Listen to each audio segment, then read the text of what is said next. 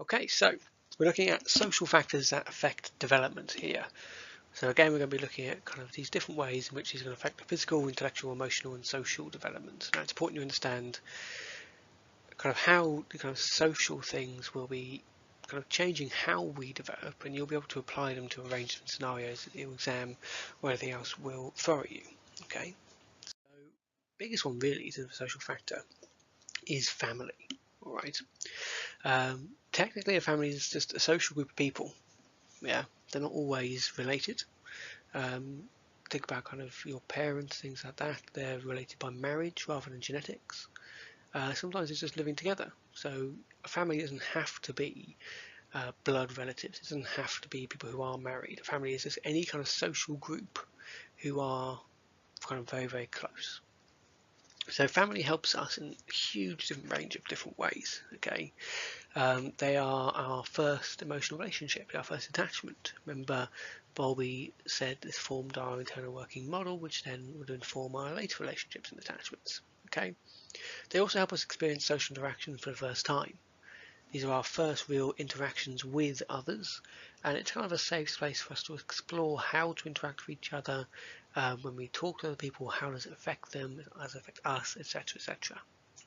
It also allows us to discover the expectations that other people have of us, to discover the societal expectations that we have as an individual, and are we measuring up to them? Are we living up to them? It also allows us to meet our physical needs, so our family, they'll kind of feed us, they'll clothe us, they'll make sure we've got enough to drink, etc., etc.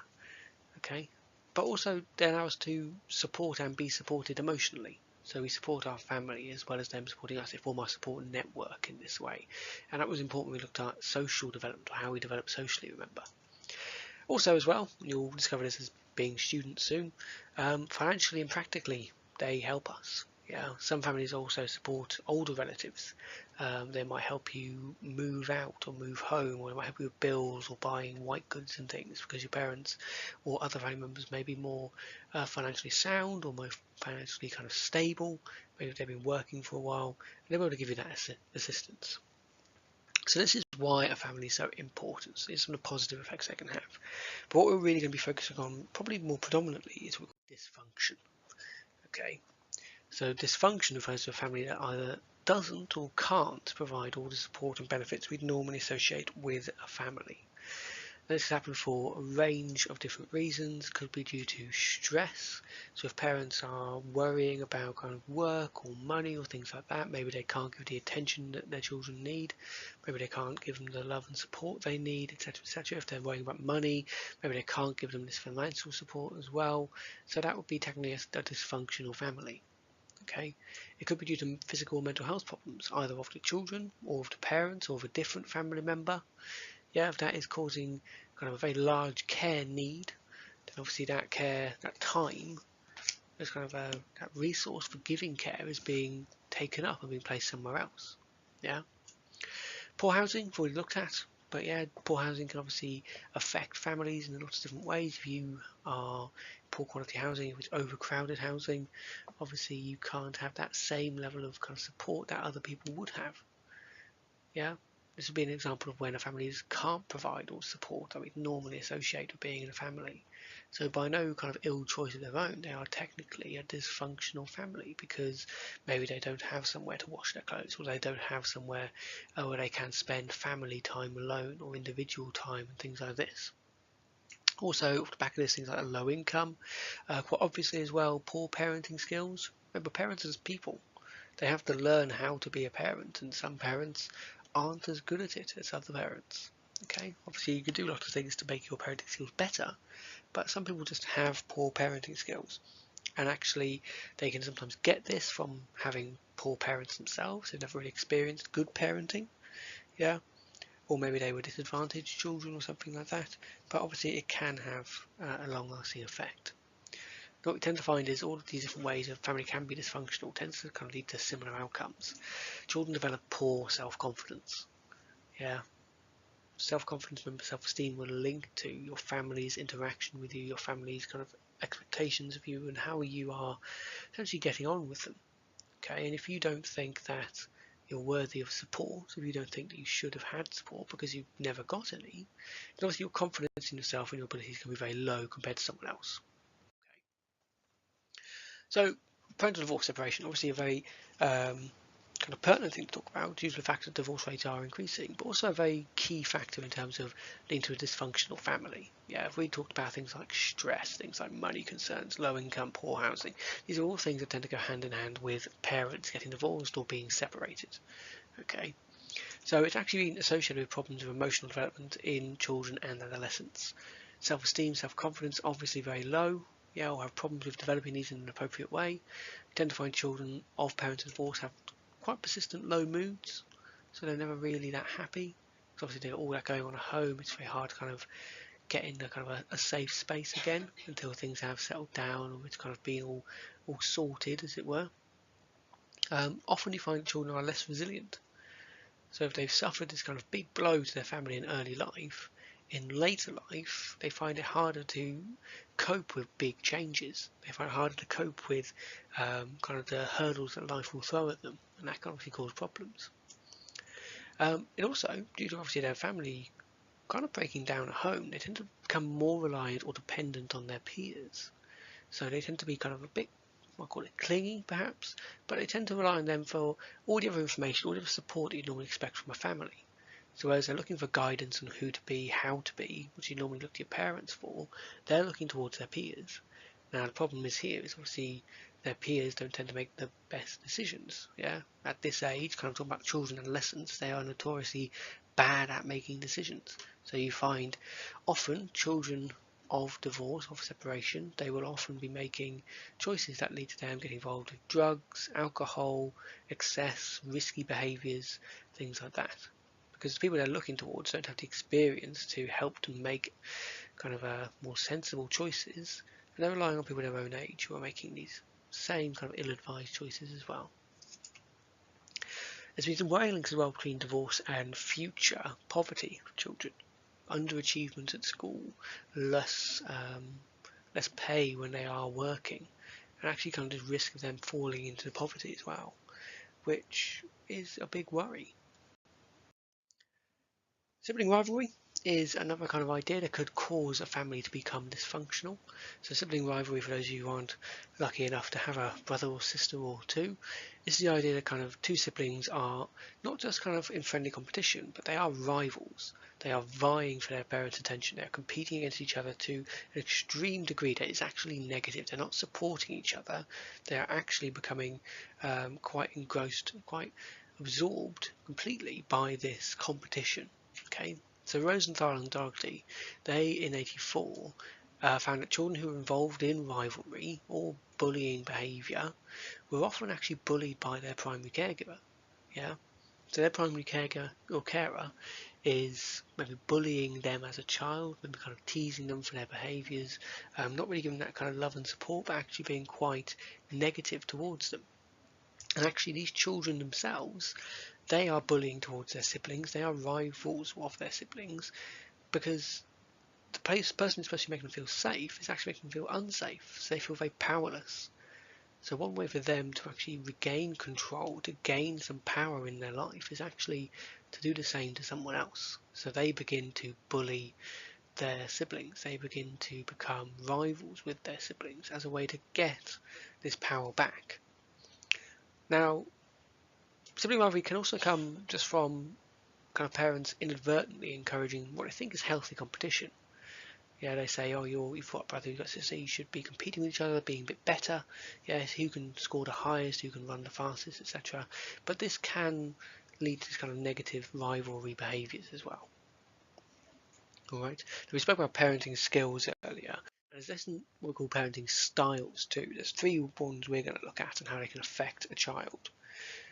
So this is essentially a definition of the different strategies or ways that parents use to bring up their children. And the first one we look at is what we call authoritative.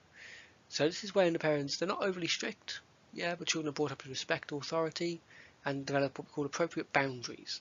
So they know things like personal space, they know the kind of things they should bring up with very close friends and how it's different to people they've just met, or maybe kind of their teachers, yeah.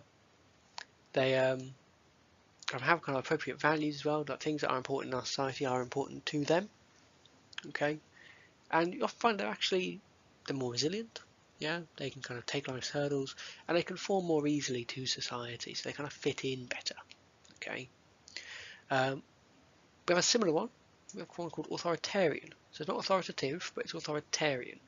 This is when parents have very high expectations. Yeah, they're often overwhelming in their overbearingness, their strictness in their rules.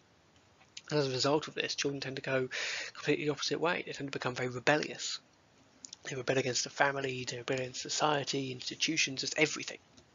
And this obviously can cause problems for both the family, if they are being incredibly rebellious, essentially just taking the anti-stance to whatever view the family have, but also can cause problems in society as well. Children end up getting themselves kicked out of school, not really because they disagree with school or education, but because really when you get right down to it, they disagree with the way they were raised, their parents.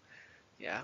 And obviously society now has a person who's not educated but is going to be dependent on society in terms of NHS, in terms of all the things which we kind of take for granted in day-to-day life, but due to a low level of education probably aren't going to be contributing much more back. So they might be in kind of very unskilled work or unskilled labours.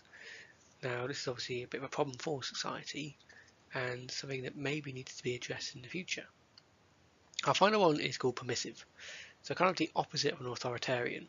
Parents don't make fair demands, they're often reluctant to implement rules, they let children kind of have whatever they want, they run rampant almost. And children develop a lack of self-control. Yeah, they have a lack of boundaries. They don't really know what things like personal space are. They don't really know things about kind of sharing, how they should be talking to people. Okay, in terms of what tone to take and things like that. This obviously has problems in adulthood, managing relationships, so getting on with their boss versus their friends, managing the different relationships they have in their life, and the adult responsibilities. So paying bills on time, make sure you got rent, make sure you got something over your head, a roof over your head, and that kind of stuff. Okay. Another social factor, we're going away from the family. Obviously one of the biggest things in terms of social interaction in children is bullying. Okay. Now weirdly it's got no legal definition. There's no definition really of what a bully is. Often people describe it as repetitive behaviour intended to hurt an individual emotionally and or physically. Yeah, which kind of fits most instances of bullying we come across. Most children experience bullying at school, but adults as well. Well into later life can experience bullying as well at work. They can experience it in their free time, from maybe even friends or family if it's not really going that great. But it's not something that's just confined to lower school. Okay. Problem with bullying, it undermines self-esteem. This kind of self-esteem, this value of self-worth. If you have people in your social world telling you and trying to cause this kind of physical or emotional harm, people tend to believe it. They tend to actually think, well, maybe they're not worth the love and respect of their peers, people around them. And it leads to stress, anxiety, depression, low mood. Okay. Now in any form, non-physical or physical, violent, often is the case, bullying is negative, and it does have these long-lasting effects on self-esteem that stretch way into adulthood. Now by law, all state schools have to have a behaviour policy. That includes measures to prevent bullying. Yeah, and it should clearly outline the steps that must be taken to support the young people there too. Yeah, workplaces as well have to have a procedure to report and deal with bullying because we know the effects are so negative. Okay, one of the most concerning effects as well with bullying, especially with young people, it's quite distressing really, is self-harm. So bullying will often make children feel isolated, unsafe, lonely. They're by themselves.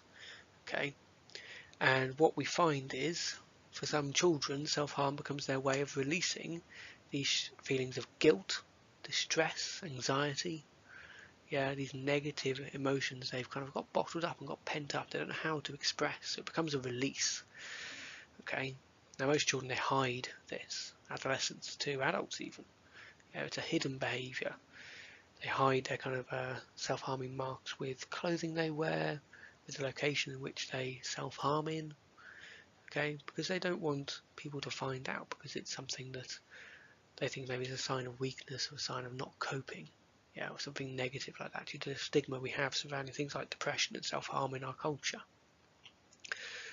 Worst case scenario though, And obviously the biggest concern really with self-harm is either unintentional or intentional suicide. And this is why bullying is such a devastating thing. Because if someone does feel pushed to self-harm, it does obviously open up this doorway to something like suicide, taking their own life. This is why schools take it so seriously, why there's laws saying they have to be taking it seriously, and same for the workplace too. Okay, so bullying has massive effects on the development of people. Our final one in terms of society: culture, religion and beliefs. Okay, UK massively culturally diverse. Okay, our service users we're going to be experiencing when we're working in this sector come from a wide range of backgrounds, belief systems, etc., etc. Okay, and these actual beliefs and cultures can lead to changes in their treatment options. So what they opt to do or say that they can't do is often tied to what they believe in or what they kind of have been raised to believe in. So it can affect obviously medical interventions. So some religious groups disallow certain procedures. One of the more kind of well-known of these is that Jehovah's Witnesses believe blood transfusions aren't to be accepted. They believe that blood is holy and should remain in the body. Okay. Now, even if it is to save someone's life, they say that no, blood transfusions should not occur. And in some cases, doctors actually have to take legal proceedings to ensure that children can receive blood transfusions if their parents are, or if they've been raised to be a Jehovah's Witness, especially if it's going to save their life. Okay. Now it affects obviously loads of different areas of care, right? Operations, obviously, if you need a blood transfusion during that, if you're saying you can't have a blood transfusion, you have to think, well, can we still do the same procedure? Can we do it for as long? It's going to have to be multiple procedures, which obviously puts people at risk because every time you go undergo general anaesthetic, there's an inherent risk of that, of kinds of reactions or having a problem with it. Because obviously you have to minimise blood loss because you can't replace it as easily as if someone is going to allow a blood transfusion. Childbirth as well. You lose a lot of blood during childbirth, and if there are any complications and you or a child need a blood transfusion, well, as a Jehovah's Witness, you can't really do this. Okay. Now, Jehovah's Witnesses, they don't accept blood transfusion, but they do tend to actually accept most other forms of medical procedure. It just seems to be this kind of desire to keep the blood in the body and to not receive or to mix bloods. Okay. Some cultures prefer to rely on traditional remedies, or traditional diets as a way of treatment. And what you tend to find is that they keep it a secret from the doctors here, because they think that the doctors either won't believe them or will think less of them or think they're silly because they're using a remedy that isn't traditional medicine. Now, that's normally alright. If they want to take a traditional remedy, if they want to take a holistic treatment, that's fine. If they don't want to tell a doctor, then it should normally be okay. But there are problems if they don't tell the doctor, because if the medications or the treatments they're given actually interferes or interacts with these traditional remedies, that can cause massive problems. If someone's taking a herbal remedy and then they are given some medications, this can cause things like seizures, comas, etc., etc. Yeah. So this becomes an issue, and it makes it very difficult to treat people effectively, especially because sometimes the treatment you're giving them, it's interacting with something you don't know is there and causing further problems. Dietary restrictions, big one. Most common differences in terms of diets are vegetarianism, having halal or kosher diets due to religion. Okay, and obviously faith doesn't just affect what you can eat, but also how it has to be prepared and stored. Okay. So in kosher diets, dairy and meat products should be kept separate. Yeah. Different implements used for meat and dairy products when preparing and even serving kosher meals and when washing up afterwards. So you have to have kind of double the equipment. Hindu and Sikh vegetarian diets require both equipment and diets do not come into contact with any meat ever. Yeah. And that's obviously a bit of an issue. So if you are in a hospital and you've got one kitchen, well, you can't technically prepare anything Hindu or Sikh, which means you're going to have to buy it in, which is potentially going to be more expensive. Okay. Or if you are Hindu or Sikh and you go to hospital, the people there, they may not be able to actually give you anything that you can eat, which obviously is going to be very, very important to someone. In terms of development though, we're talking about a balanced diet. Yeah. Regardless of your beliefs or your culture or your religion, balanced diet is important. Yeah, to be a human, to be a healthy human, balance is the key. Okay. So vegetarianism is a great example here. Can be really beneficial for development. Yeah, increase in fruit and veg, which we know reduces the risk of things like cholesterol, heart disease, blood pressure. Yeah, you're not going to have a problem with any of these things if you have a diet that's rich in fruit and fresh veg. Yeah, but there is a big risk of nutritional deficiency. So if you don't have a diet that contains any meat or fish, you run the risk of being calcium deficient. If you're calcium deficient, what you tend to find is your bones are weaker, they're more brittle, as are your teeth. So they're more likely to break. Okay. If you're deficient of iron, B12, this can obviously affect the development of red blood cells. Okay. Protein deficiency can impact muscle and organ function as well as growth, as well as the elasticity of the skin. So your skin becomes kind of weaker almost, doesn't spring back as nice. And these all can be kind of have massive problems with your physical development, emotional development, social development. If there are issues surrounding these things, yeah. If you're malnourished, if you are lacking the nutrition that you need, yeah. If you haven't got the iron and the B12 to get the red blood cells, to get the muscle development, that's going to affect how much you can run around and play with the other boys and girls, yeah. And that could be an issue. So in the lesson, we're going to look at a case study. You're going to use the knowledge from this flip lecture to be able to actually kind of address the questions surrounding the case study, and we're going to be exploring it in that way. Okay, so thank you very much, and I'll see you next time.